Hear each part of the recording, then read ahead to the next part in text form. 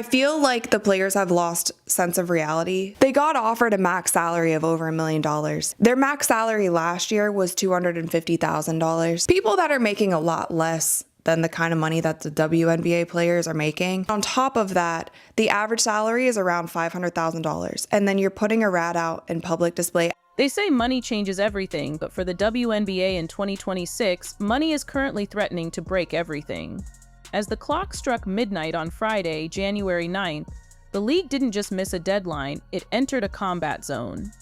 For months, the narrative was about unprecedented growth, record-breaking ratings, and sold-out arenas. But behind the scenes, the relationship between the players and the league office hasn't just soured, it has turned toxic. We are now in a status quo period. That sounds peaceful, right? It's not. In labor law terms, status quo means the old rules stay in place while the legal protections against strikes and lockouts disappear. The players are currently working without a net, and the public's patience is officially at a snapping point. While the league celebrates a new $2.2 billion media deal, the women actually playing the game are standing on the sidewalk in Manhattan next to a 12-foot inflatable rat with festering sores. This is the story of how the most successful era in women's sports history became its ugliest financial war.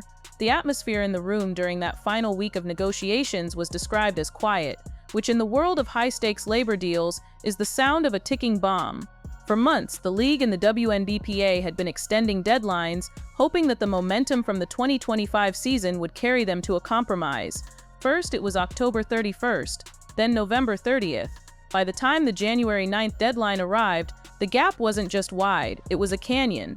Breanna Stewart, the vice president of the union, didn't even wait for the final hour to tell reporters that a deal was impossible. She spoke from an unrivaled practice in Miami, looking not like a player ready for a new season, but like a leader preparing for a long, cold winter of discontent. The league tried to save face, claiming they were still negotiating in good faith, but the union's response was a surgical strike. They accused the WNBA of running out the clock and undervaluing their contributions. This isn't just a spat over a few $1,000s, it's a fight for the soul of the business. When you peel back the layers of this dispute, you find the most contentious accounting battle in sports history: gross versus net revenue. It sounds like a boring math problem, but it's actually the difference between a player making a living and a player becoming a millionaire. The league's latest offer looks great on paper, a maximum base salary of $1 million in 2026, rising to $1.3 million with revenue sharing. They're promising that the average salary will jump from $120,000 to over $530,000. But there is a catch, a massive, expensive catch. The league wants to pay the players 70% of net revenue. In the WNBA's world, net means whatever is left over after the league pays for charter flights, five-star hotels, medical services, security, and arena rentals. The players' union sees this as a trap. They argue that by using a net model, the league can essentially expense away the players' profits by spending more on administrative costs, effectively leaving the athletes with a smaller slice of the total pie. The union is pushing for 30% of gross revenue, the total money coming in before anyone pays for a hotel room or a flight. They want the same model the NBA uses, where players are guaranteed a percentage of every dollar the league makes, known as basketball-related income, or BRI. The league's response was to drop a financial nuclear bomb.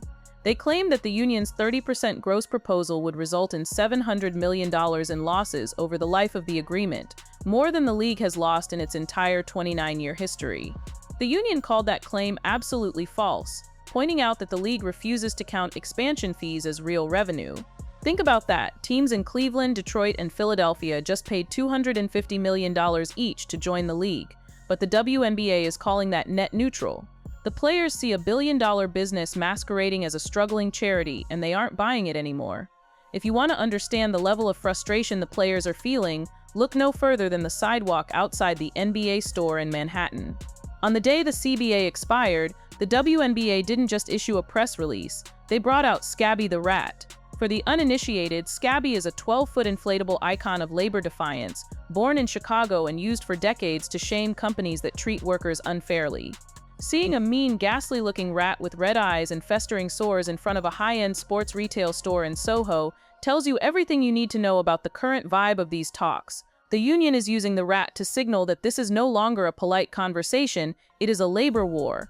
The optics were a nightmare for a league that tries to market itself as a sleek, modern, and progressive brand. Instead of fans seeing the new Toronto Tempo uniforms, they saw a giant rubber rodent symbolizing rat contractors and union busting. The rat represents a decades-long hunger for labor justice, and in 2026, that hunger is finally being voiced by the world's best athletes. As the tension escalated, everyone started looking for a hero or a villain. Enter NBA Commissioner Adam Silver.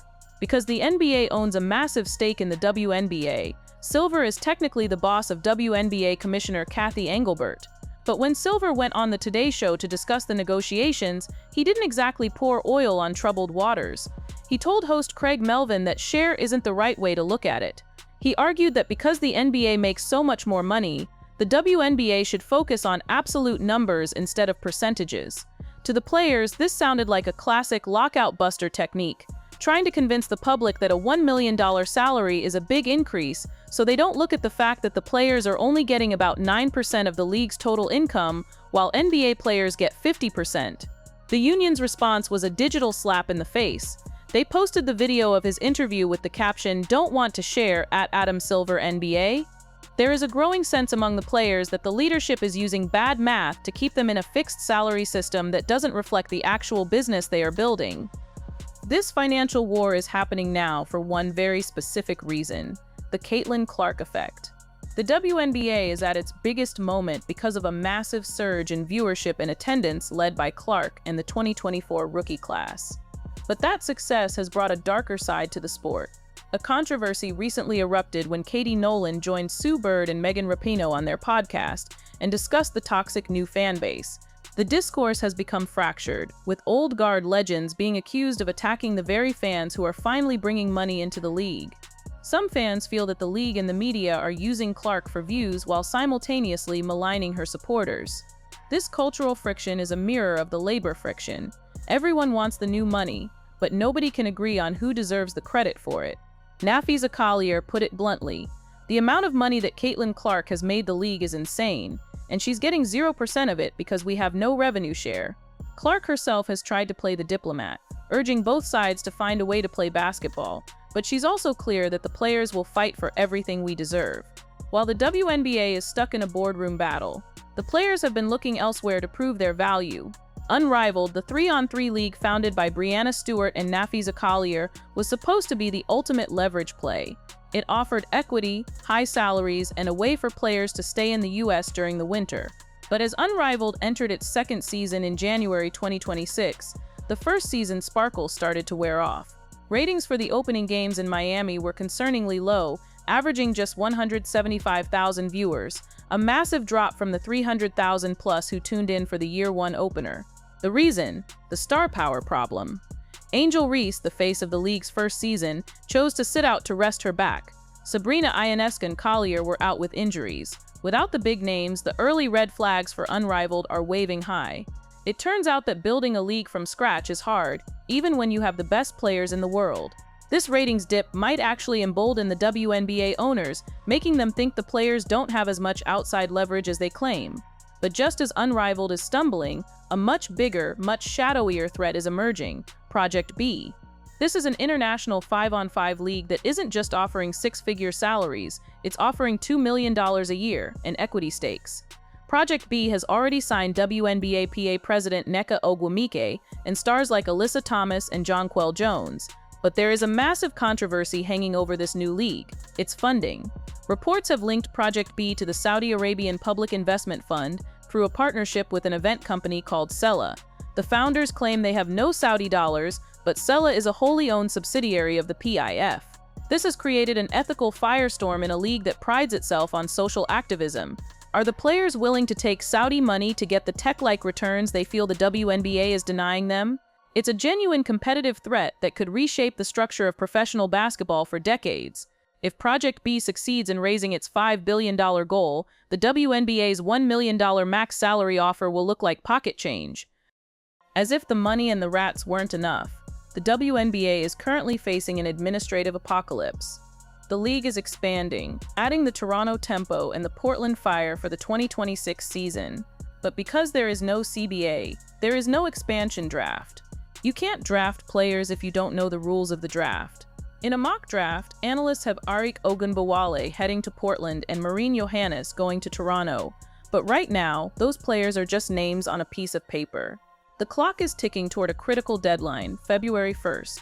That is the date when most major arenas need a finalized schedule to start booking concerts and other events.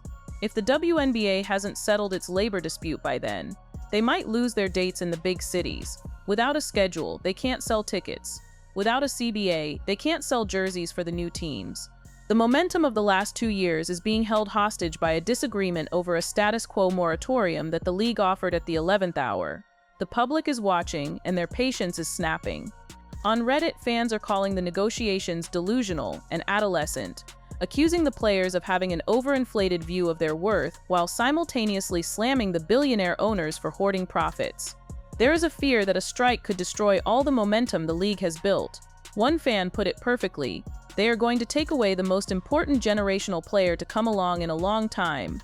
The stakes aren't just about a 2026 season, they are about whether women's basketball can actually survive its own success. We've gone from asking if the WNBA can make money to watching it tear itself apart over how to spend it. The rat is on the sidewalk, the ratings are down, and the shadow of Saudi money is looming. If a deal isn't reached soon, the only thing unrivaled about 2026 will be the scale of the disaster. As we look toward the next few weeks, the status quo isn't sustainable. The league's refusal to acknowledge expansion fees as revenue, and the union's refusal to budge on a gross revenue model have created a stalemate that only a third party or a total collapse can break. Adam Silver might need to step into the room, despite his absolute numbers rhetoric, because the WNBA is currently a billion-dollar plane circling an airport with no landing gear. The players have their player hubs ready for a strike, and the league has its $700 million loss projections ready for the press. But for the fans who just want to see Caitlin Clark, Aja Wilson, and the new Toronto Tempo take the court, the ugly side of the business has officially eclipsed the game. The clock is running out, the rats are inflated, and for the first time in 30 years, the WNBA's future is anything but certain. The technical nuances of labor status quo often elude the casual viewer, but in the professional sphere, it signifies the removal of the most critical safety valve, the no-strike clause. While the 2020 CBA was heralded as a breakthrough, its revenue-sharing triggers were cumulative, making them nearly impossible to hit during the pandemic-impacted years. This lost revenue is exactly what the players are trying to recover now, viewing the massive 2025 growth as a back payment for years of undervalued labor. The potential loss of a franchise cornerstone like Ogunbowale to an expansion team like the Portland Fire highlights why the CBA must be resolved before the draft can proceed. Teams are currently frozen in their roster management, unable to trade or sign extensions while the status quo period lingers. This administrative paralysis is perhaps the most dangerous ripple effect of the financial stalemate, as it prevents the league from capitalizing on the very momentum it claims to prioritize. As the February 1st arena booking deadline approaches, the pressure on Commissioner Kathy Engelbert will become untenable. The league's claim of a $700 million loss under the union's proposal is a projection based on a specific set of assumptions about future expenses. However, the union's counterargument is based on the real-world valuations seen in the NBA and the sudden influx of international capital through vehicles like Project B. The WNBA is no longer a small domestic business, it is a global asset, and its players are demanding global-scale compensation. The inflatable rat at the NBA store isn't just a protest, it's a funeral for the old way of doing business in women's sports. The new era has arrived, and it's expensive, it's messy, and it's officially turned ugly. To understand why 30% of gross revenue is the hill the union is willing to die on, we have to look at the historical precedent of professional sports. In 1983, the NBA was struggling, much like the WNBA was a decade ago. They implemented the first-ever salary cap and revenue-sharing model. That move didn't just save the league, it created a partnership. NBA players became invested in the growth of the business because every dollar from a TV deal or a jersey sale meant more money in their pockets. The WNBA players are asking for that same partnership. They are tired of being treated like a line item on a balance sheet that needs to be minimized. What I work to pull the tree. What I work to pull the tree have be walks of people that she was proposed. What I work to pull the tree have beal of Lee Tarns proposed. That you pull the tree have beal of. But the owners, many of whom have deep roots in traditional venture capital and real estate, are looking at the WNBA as a growth stage company that shouldn't be paying out dividends or high salaries until it's consistently profitable. This is a classic clash between labor and capital. The problem is that the startup phase of the WNBA ended the moment Caitlin Clark stepped onto a professional court.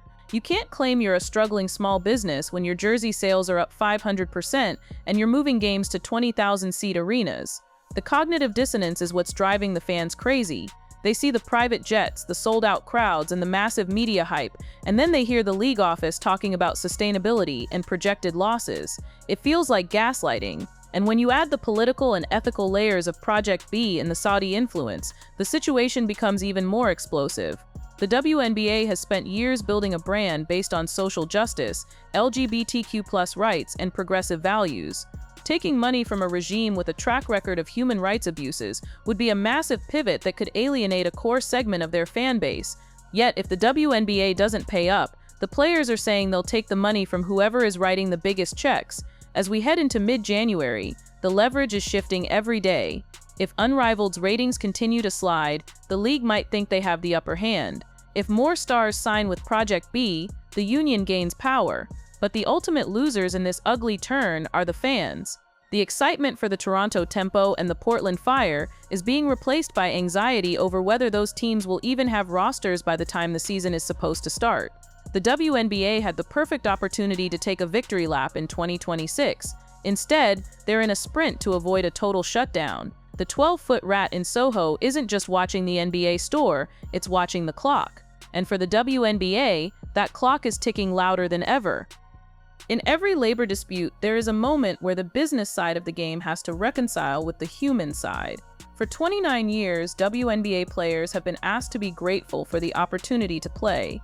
They've been told to be patient while the league grows. Well, the growth is here. The revenue is here. The fans are here. The players are no longer asking for permission to be successful. They are demanding the check that comes with it. Whether the league is ready to pay it, or whether they'd rather watch the whole thing burn down in the name of net revenue, will be the defining story of 2026. Public patience hasn't just snapped. It's been incinerated by the heat of this conflict. And until someone blinks, the only thing fans can do is watch the inflatable rat and wonder if the game they love will still be there when the smoke clears. The final irony of this entire situation is that the toxic fan culture the league is struggling to manage is actually the very thing that gives the players their greatest leverage. Those fans, the ones who argue on Reddit, the ones who follow every move of Caitlin Clark or Angel Reese, the ones who buy the league pass just to see a single matchup, they are the ones who have turned the WNBA into a billion-dollar asset. Their intensity, while sometimes difficult to navigate, is proof of the product's value. The league can't have the record-breaking ratings without the passionate discourse. You can't have the money without the mess. As we move closer to the February deadline, the WNBA leadership needs to decide if they want to manage a thriving, loud, and expensive league, or if they'd prefer a quiet, sustainable, and irrelevant one. The choice they make will determine if the 2026 season is a celebration of a new era or a cautionary tale of how to lose everything at the height of your power. The WNBA is currently a victim of its own success. For years, the lack of money meant there wasn't much to fight over.